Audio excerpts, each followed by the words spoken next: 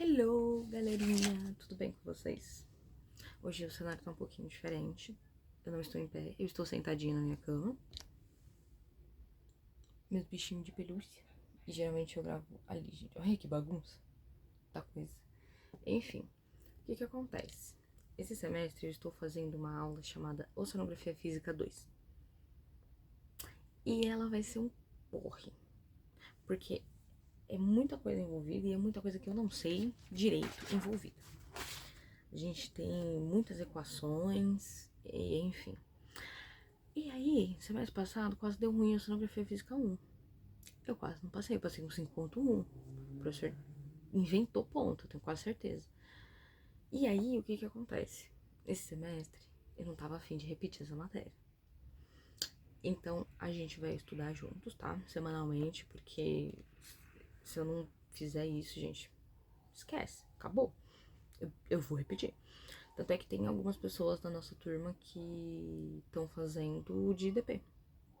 Então, enfim. Eu não estava afim de fazer essa matéria de DP porque ia ser um porrezinho. Mas tudo bem. Às vezes acontece. E aí, Aí, né, o professor disponibilizou pra gente todos os slides que ele vai passar até o final do ano, até o final do semestre, né? Final do ano também. E aí eu imprimi e fiz uma apostila. Olha que bonitinho. A gente tem aula com o professor Wilson. Muito legal. Ele é um querido, gente, mas eu não sei se eu gosto tanto da didática dele ainda.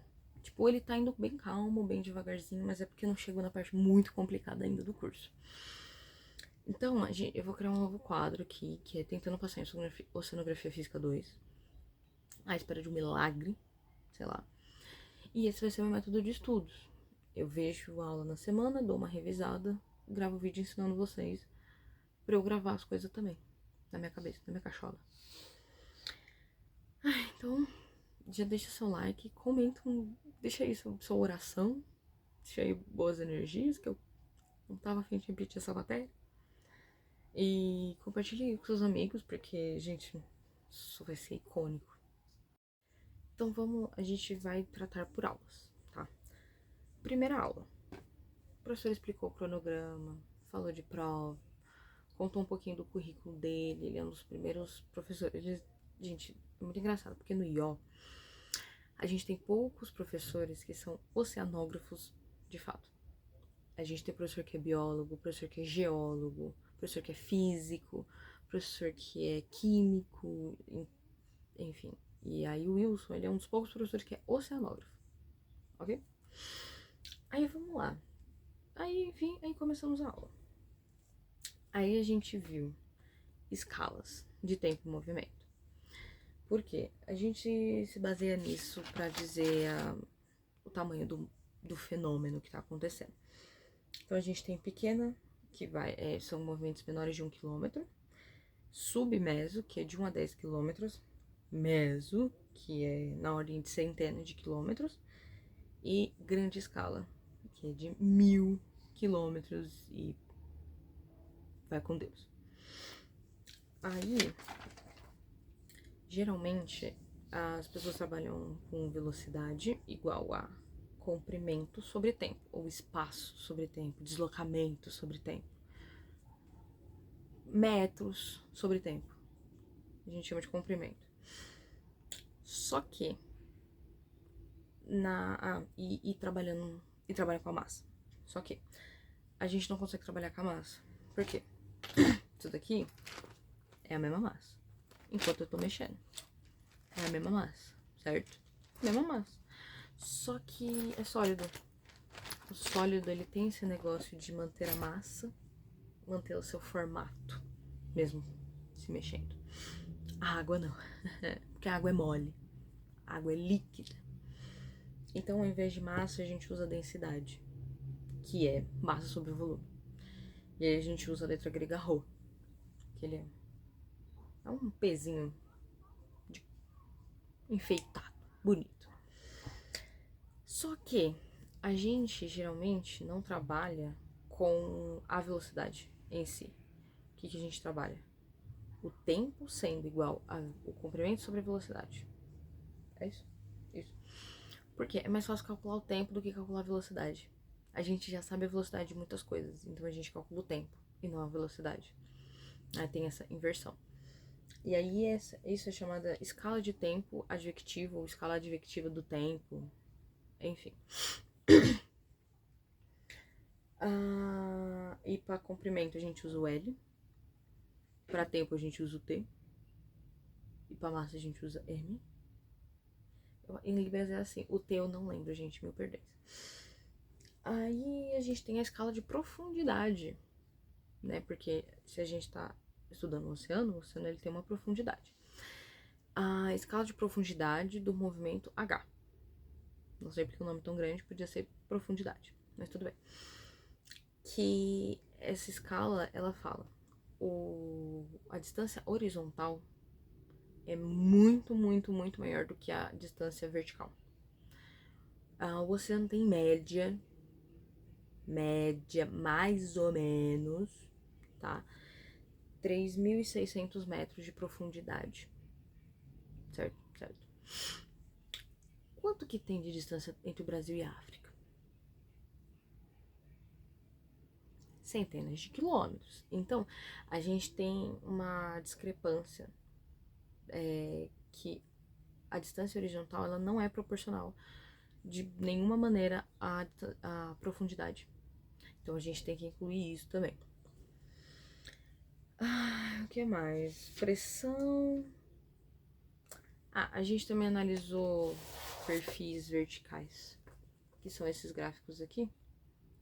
Esse daqui é de temperatura, salinidade e densidade do oceano.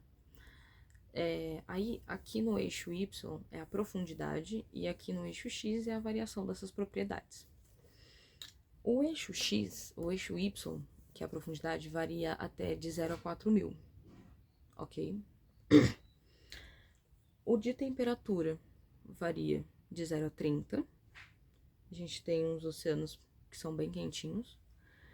A salinidade, que é o que influencia, um dos fatores que mais influencia a densidade, varia, 34 a 38. Então, a gente pode ver que não tem uma variação tão grande de salinidade. E não é só nesse ponto, tá? Porque tem as coordenadas.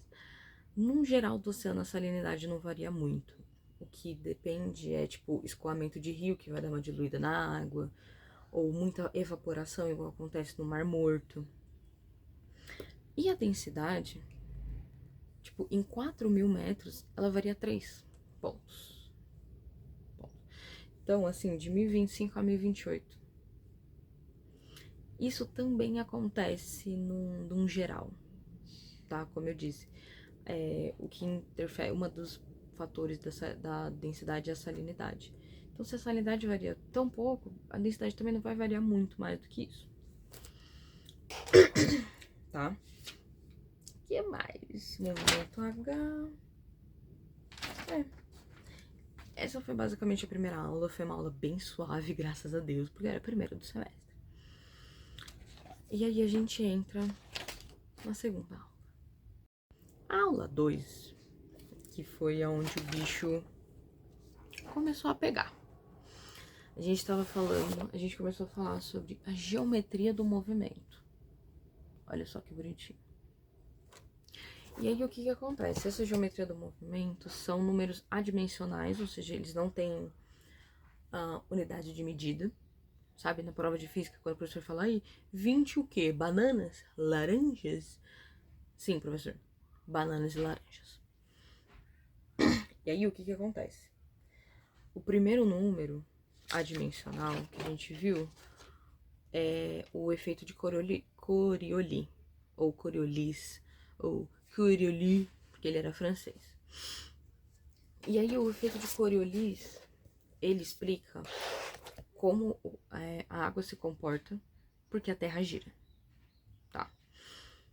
Aí, o valor de Coriolis é 2 ômega seno de teta.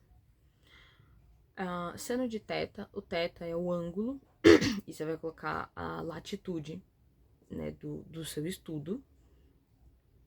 E o ômega, parece uma ferradurinha, é a frequência de rotação da Terra, que é 2π sobre T.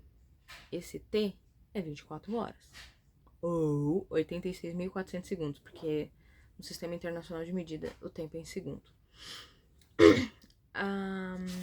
O que mais? Aí, esse efeito de Coriolis, ele explica o comportamento, né, do giro da água.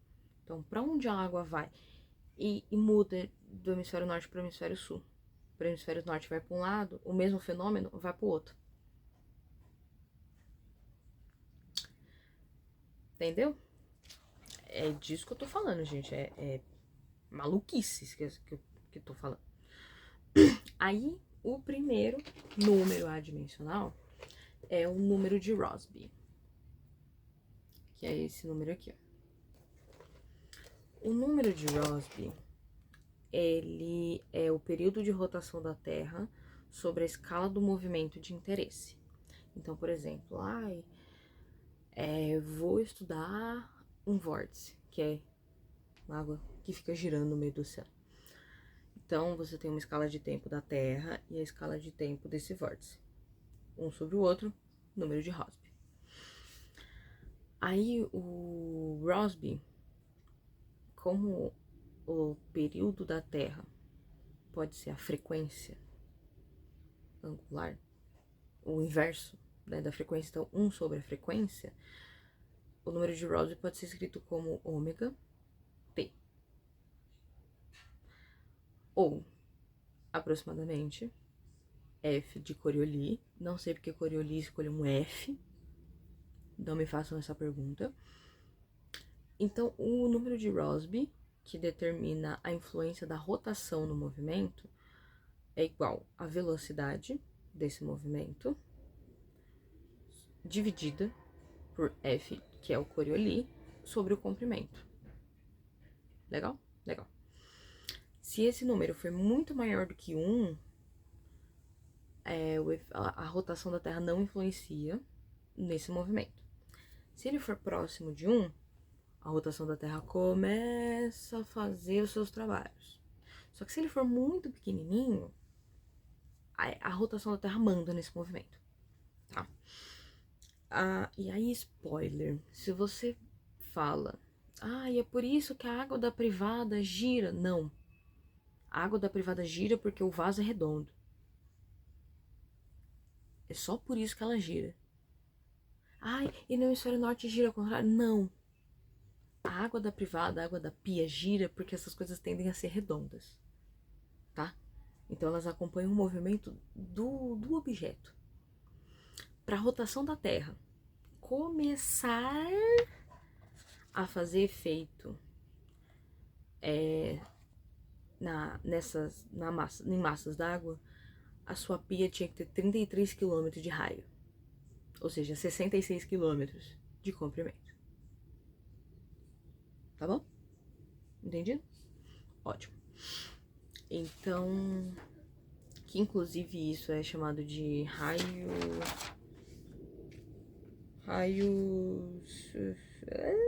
do quê? Raio de deformação, raio de deformação interna ou externa, depende se você tá dentro do oceano ou fora. Aí, próximo número é da estratificação. Então, o oceano, tipo assim, as massas mais quentes sobem, ficam mais para cima, e as massas mais frias descem. Por isso que o ar-condicionado é em cima, porque o ar frio desce, o ar quente sobe, aí o ar-condicionado resfria esse ar quente e ele desce frio, tá? Por isso. E aí, o que acontece? O quente tende a ficar em cima e o frio tende a ficar embaixo. Para você trocar isso, você precisa de muita força, você precisa de energia, tá? E aí, gente, esse número aqui é um pouquinho assustador. Aí a gente vai ter o quadrado do número de Freud interno. Não sei quem foi Freud. E é o quadrado porque, para deixar, em vez de você deixar a fórmula escrita na raiz, você bota em quadrado. E aí, ele tem essa forma aqui, ó. FR quadrado. Aí, esse primeiro termo, que é densidade zero vezes velocidade ao quadrado, é a energia cinética. É a energia cinética. E divide por Δρ, que é a variação de densidade, gravidade, profundidade. Que essa fórmula aqui é energia potencial. Por quê? É justamente isso. Você precisa de muita energia para tirar a água quente de cima e botar a fria. Então, faz sentido ser energia. Aí, o que que acontece? Se ele for muito maior do que 1, a estratificação pode ser ignorada. Se ele for perto de 1, as energias começam, a estratificação começa a fazer efeito. Se ele for muito menor, não tem energia suficiente, energia cinética, no caso, que é a de movimento, para perturbar a estratificação. Então, a estratificação, ela é meio que estática. Ela não muda muito. Aí, como eu falei, para o efeito da rotação começar a fazer efeito, você tem que ter um tamanho mínimo, que é o raio de deformação interno, que ele pode ser dado por... Meu Deus do céu. Essa fórmula aqui, ó. Raio de deformação é igual a variação da densidade dividida pela densidade, gravidade e profundidade, raiz disso tudo, dividido pelo efeito de Coriolis. Por quê? Porque a rotação influencia, então você tem que botar Coriolis no meio disso. Aí, isso também é usado para calcular a distância entre pontos de coleta. Porque dentro desse raio, as coisas acontecem um pouco mais rápido do que fora desse... É mais rápido ou mais...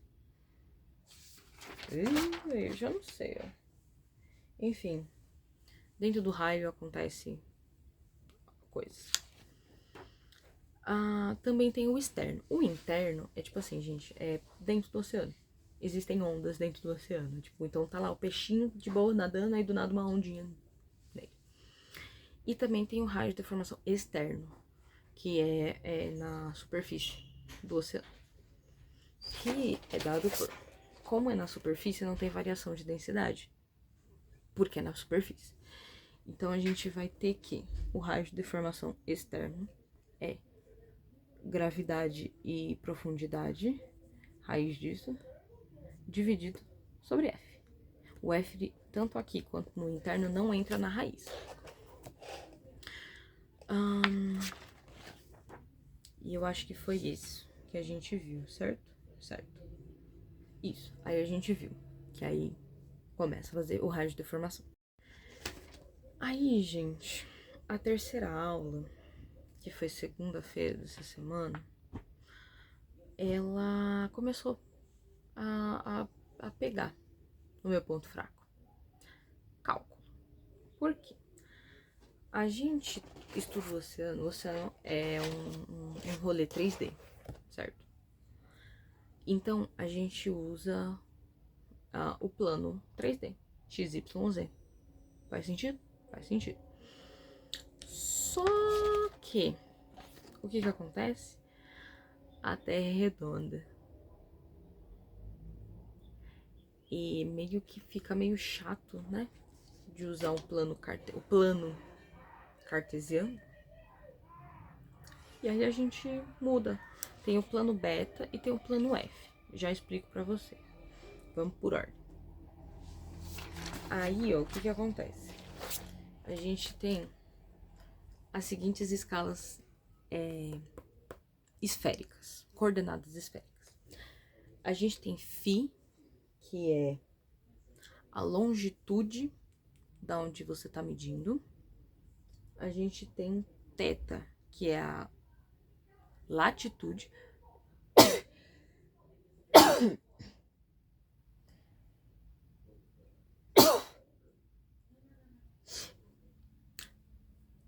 A gente tem θ, que é a latitude de onde você tá estudando. E esse R é o raio é o raio. Raio entende-se como distância entre o seu ponto de interesse, dentro do oceano, dentro da coluna da água, na superfície, enfim, até o centro da Terra, tá? Então, é muito porque, bom, do centro da Terra até o nível do mar aí tem 6.400 quilômetros, então vai ser um número bem grande. Só que coordenada polar, coordenadas esféricas, olha o rolê que é essa bagaça. Tá? X, Y, Z. Olha o tamanho dessa conta. Então, olha, não tem um número. Tem esse 1 aqui de número. E aí, assim, não tem por que a gente usar tudo isso. Então, a gente transforma no plano beta. O plano beta, ele é uma aproximação. Eu vou mostrar aqui pra vocês. A gente pega o nosso ponto de interesse e meio que faz um plano tangente a esse ponto. Pronto. Você estuda no plano. Você não precisa usar as coordenadas esféricas. Então, aqui tem um desenho. Então, a gente, por exemplo, esse daqui é o ponto de interesse. Aí, a gente traça um plano aqui e volta para XYZ. E JK, que são os versores, tá? Enfim. Aí, existe a conversão de um para outro. Tá aqui embaixo. Que o eixo X, o valor de X, esse valor desse X aqui, tá? Não é o X do plano cartesiano. É a mesma letra, mas é outra coisa. Então, de coordenada esférica para esse X. Aí a gente vai ter A, que é o raio da Terra, cosseno de θ 0, vezes φ menos φ0, então delta φ.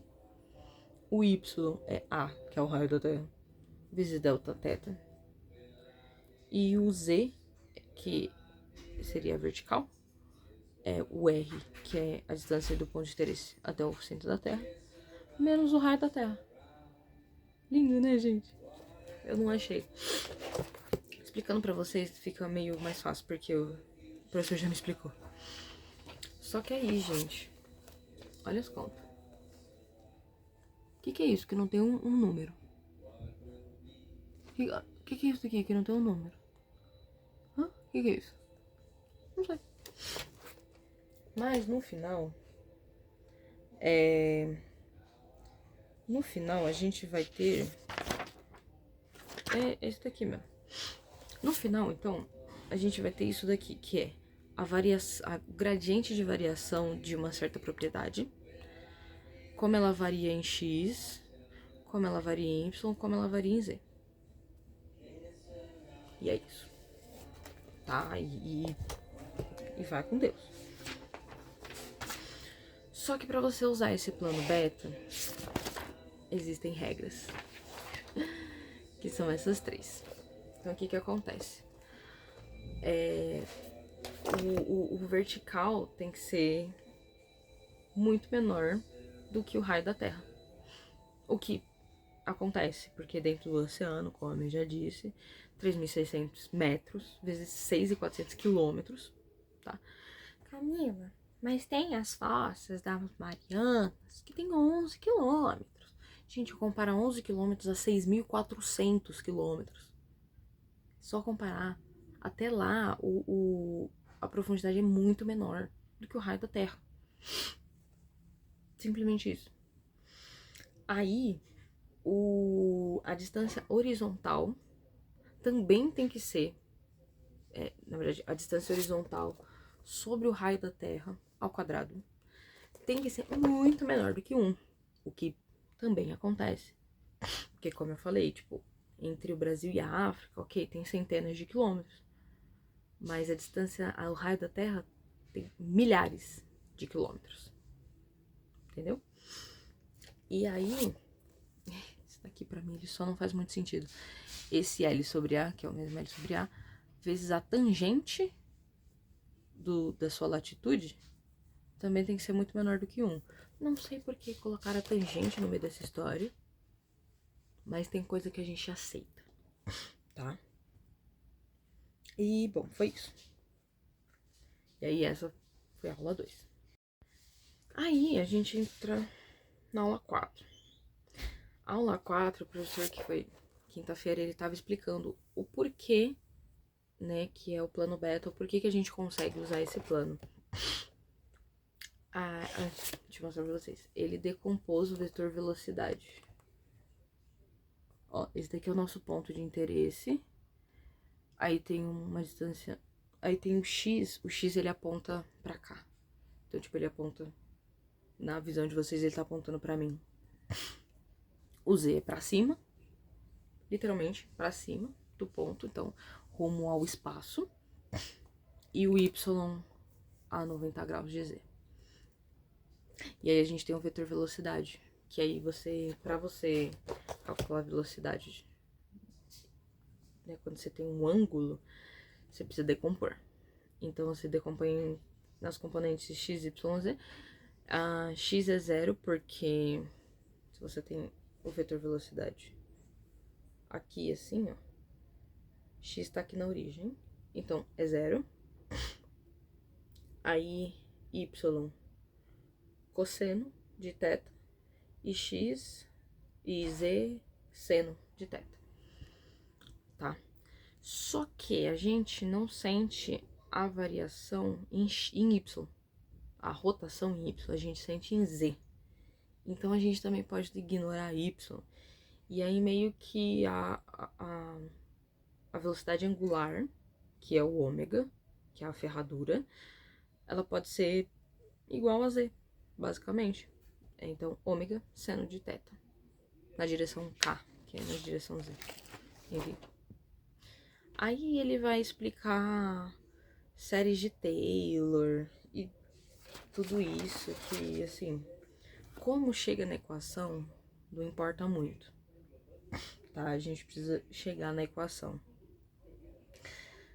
Aí, faz derivação em série de Taylor. É isso daqui. Essa daqui é uma série de Taylor. É a somatória da derivada parcial elevada a n, tem n fatorial. Olha isso, gente, tem um número aqui. Ó, inclusive vai até o infinito a somatória, então a gente tem infinitos pontos. Aí, que não sei o que, aí você bota a equação de ômega seno de θ na série de Taylor, blá, blá, blá, blá, blá, blá. E aí a gente fica... Cadê? Enfim, aí vai fazendo as derivações e contas e pipipipipipipopó, blá, blá, blá, blá, blá, blá. Aí você chega... Isso daqui. No efeito de Coriolis de novo. Inclusive, você coloca o efeito de Coriolis, porque a Terra gira. E aí você basicamente cai nessa conta aqui. Que Coriolis é 2 ômega seno de θ. E esse daqui, ele é um fatorzinho de correção só pra dizer que, tipo assim, a gente tá estudando num plano, mas a gente tem que considerar que a Terra é curva. Entendeu?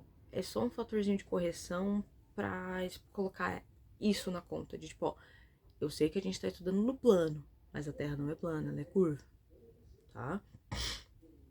Ele dá essa considerada na curvatura da Terra. Aí, o que mais? A gente tem... Aí, essa conta aqui, ó. Então, número. Pode ser chamada de vorticidade planetária. E aí, fazendo contas e tudo mais, você descobre que o plano beta...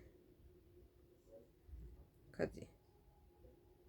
O plano beta, vocês... Eu fiz um desenho aqui. Pera aí, deixa eu pegar meu desenho aqui. O plano beta, você considera isso daqui, ó. Esse daqui é o arco da Terra e o rosa é o plano beta. Então, você vê que ele é grandinho, certo?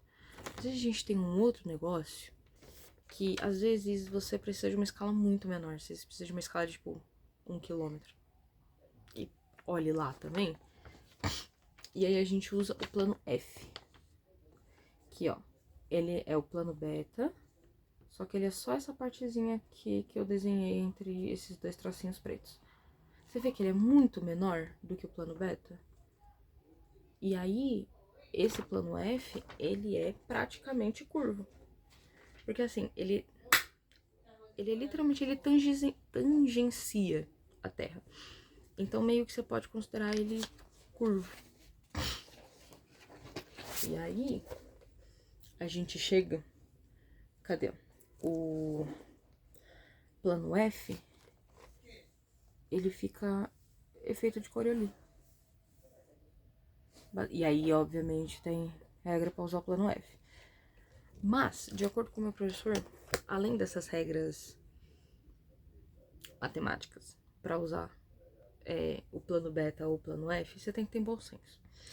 Então, como disse o meu professor, tá? E eu anotei do jeito que ele disse. O plano F, ele é muito, muito, muito, muito, muito, muito, muito pequenininho, que basicamente ele é a curvatura da Terra. E o plano beta, ele é maior, pero no mucho. Ele é um tiquinho maior.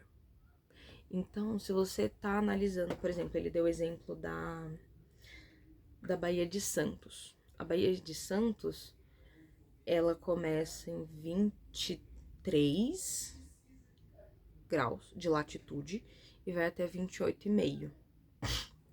São 5 graus e meio, são mais ou menos 550 quilômetros.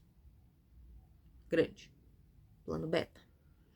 Só que ali, por exemplo, às vezes você quer estudar, sei lá, eu não lembro o outro exemplo que ele deu, mas enfim, e aí dava tipo, acho que era 50 quilômetros.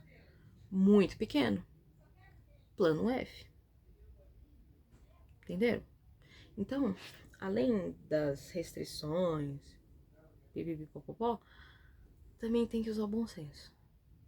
E tem muito. E bom senso não se ensina em faculdade. Olha só que incrível. É isso? Ótimo, graças a Deus foi isso. Ah, o professor falou. Esse plano F, ele forma um plano curvilinear. Ele é curvo, mas ele também é linear. Entendeu? A gente usa ele como linear, tá? Tem... algumas coisinhas que eu esqueci de falar. Falei que no hemisfério norte é uma coisa e no hemisfério sul é outra coisa. No hemisfério norte, o grau é positivo. No hemisfério sul, o grau é negativo. Para longitudes, que é horizontal, o Greenwich é o 0, e aí funciona igual fuso horário, mais e menos. Cadê? O que mais que eu não falei? Então, tanto é que aqui no plano beta, esse aqui é o plano beta? Isso. Nas séries de Taylor, enfim, 1 hora tu vai chegar na equação de uma reta. Pra estudar uma coisa que acontece num planeta redondo. Então, assim, meio só um tiquilinho. Melzinho na chupeta. Daqui. Até então, está ok. E, basicamente, bom, essa foi a aula 4. A aula 4, ela foi bem mais chatinha. O professor, ele fez algumas dessas contas maiores. Tipo, essa da série de expansão de Taylor. Ele pegou, tipo, ele fez com 3 termos pra gente entender o que acontecia. Só que, literalmente, gente, só os 2 primeiros meio que fazem efeito. Mas a próxima aula de amanhã que vai ser um porre. Porque a gente vai começar a ver Lagrangiano e Euleriano. São 2 visões diferentes que você pode analisar os movimentos. Aí, minha gente, o vídeo da semana que vem vai estar... Vou estar chorando. Mas tudo bem. às vezes acontece. Bom, gente, esse foi o vídeo. Espero que vocês tenham gostado. Espero que vocês tenham entendido tanto quanto eu. Que matéria incrível. Pra mim não faz sentido o vento soprar, o mesmo vento soprar no hemisfério norte e no hemisfério sul e a água ir pra cada uma pra um lado. Sou meio ateia disso ainda, confesso. Nossa, gente, assim, ó. Essa apostila não é pequena. Isso que tem 2 slides por página, tá? São 250 slides. Então, assim, gente, não solta minha mão, não. Pega minha mãozinha. Pega minha mãozinha, pega minha mãozinha. Pega minha mãozinha. E não solta, que eu vou precisar de vocês, vou precisar de um apoio moral. Ai, gente, que saco. Ai, que saco. Enfim, gente, esse foi o vídeo. Espero que vocês tenham gostado. Espero que, se vocês pensam em fazer oceanografia, igual eu já vi vários comentários no vídeo que eu fiz de oceanografia, saibam que é um porre. Tem exatas, tem biológicas, tem ciência da natureza, tem sociedade, tem ética, sabe? Tem ética nas coisas. Ai, saibam disso, já tô dando um belo spoiler, né, do que espera vocês. Isso que não é nem engenharia que eu faço. Mas enfim, o professor inclusive tava falando que essa série de derivações de Taylor e tudo mais é cálculo 4. E a gente não tem mais obrigatoriedade de fazer cálculo 4. A gente só faz até cálculo 2. E, assim, eu vi na Unifesp, não lembro, porque faz tempo. Eu acho que eu tenho ainda o material de FVV, que são várias variáveis, que foi cálculo 4, a gente viu coordenadas esféricas, polares, enfim. Mas o professor disse que, tipo assim, a gente entendendo a fórmula que a gente precisa usar, não como chegou lá, vai dar certo. Então, estou confiando no Wilson, né? Então, até o final do ano a gente vai saber se pude confiar nele de olhos fechados. Enfim, gente, esse foi o vídeo, espero que vocês tenham gostado. Deixa um like, deixa um comentário de apoio, que eu vou estar precisando. Manda isso pros seus amigos, fala, olha aí, ó, o curso que eu faço não é simples, não. Olha que a menina tá tendo que aprender, eu vou ter que aprender também. Então, boa sorte aí pra você que é de exatas ou de oceanos. Tamo junto. Não soltem. Vocês que não são, não soltam minha mão, tá? Que não é legal fazer com um colega. Ai, e até o próximo vídeo, gente. Um beijo.